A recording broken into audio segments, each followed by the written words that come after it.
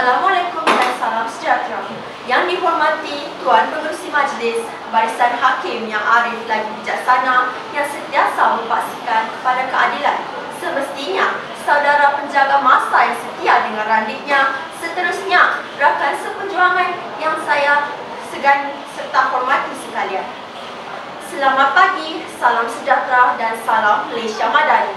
Kami di sini bukanlah untuk membuang masa hadirin, bukan pula untuk berbicara kosong, akan tetapi menyampaikan pidato kami yang bertajuk Rukun Negara sebagai prinsip perpaduan demi kejayaan dan kestabilan rakyat. Hadirin yang saya hormati, Malaysia merupakan sebuah negara yang masyarakatnya terdiri daripada rakyat berjangkau yang mempunyai nilai hidup sosial, kebudayaan dan kepercayaan yang berbeza. Ini menyebabkan perpaduan agak sukar dicapai kerana setiap orang mempunyai kepercayaan dan pandangan hidup yang berbeza.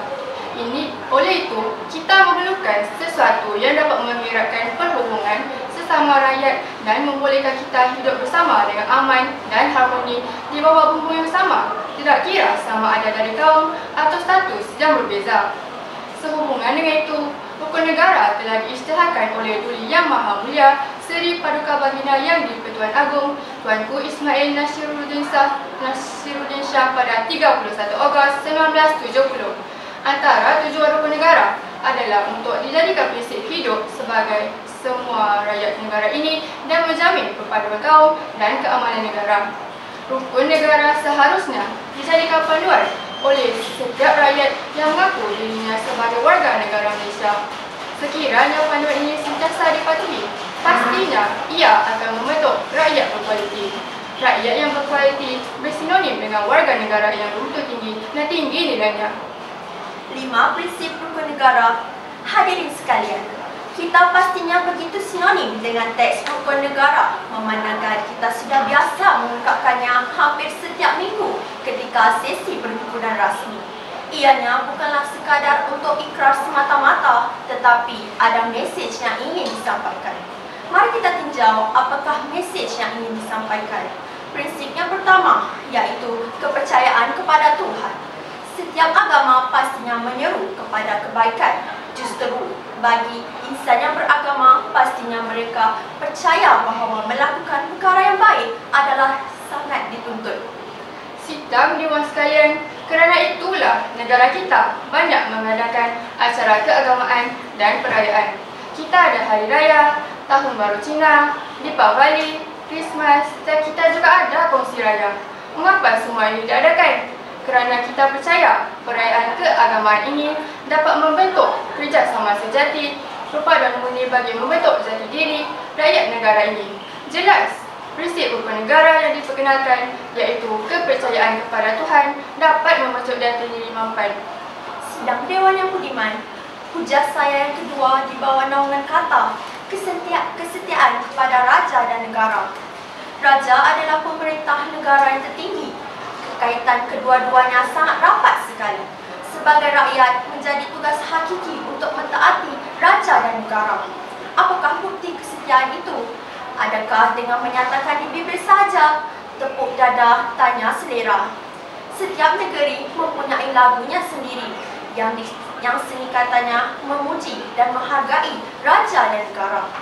Kerana itulah lagu negeri wajib dinyanyikan setiap minggu sekali bagi menanamkan semangat jati diri terhadap Raja dan Negara, Raja dan Negeri serta negara.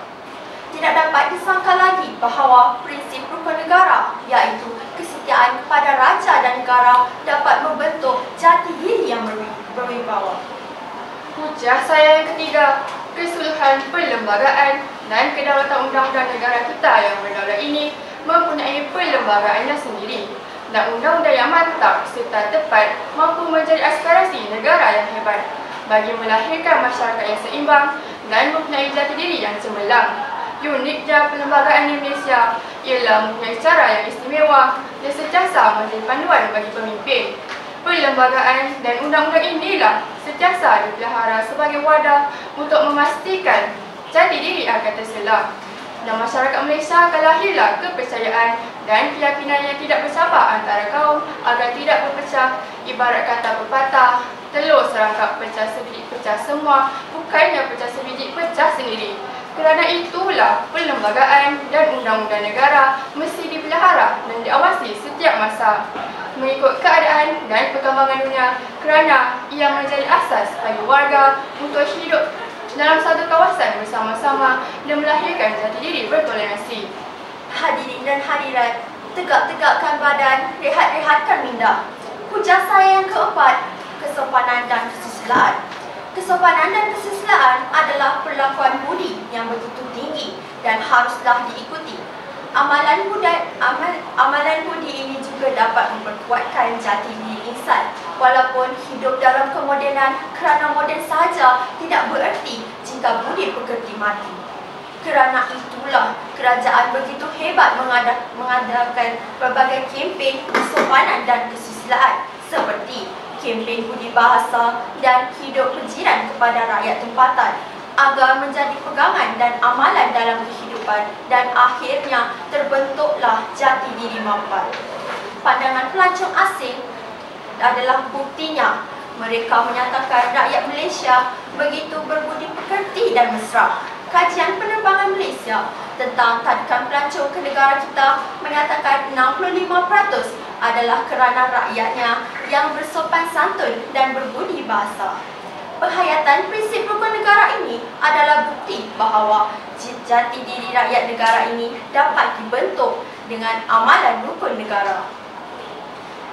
Secara konklusifnya membuktikan rukun negara dapat melahirkan rakyat yang berjati diri, saling menggerakkan perpaduan demi kejayaan dan berbangga dengan negara sendiri. Negara turut memberi rakyat yang beridentiti, berkualiti serta stabil dari berbagai segi. Akhir kalam, Laksamana Bukit Baru mohon permisi. Assalamualaikum dan salam sejahtera.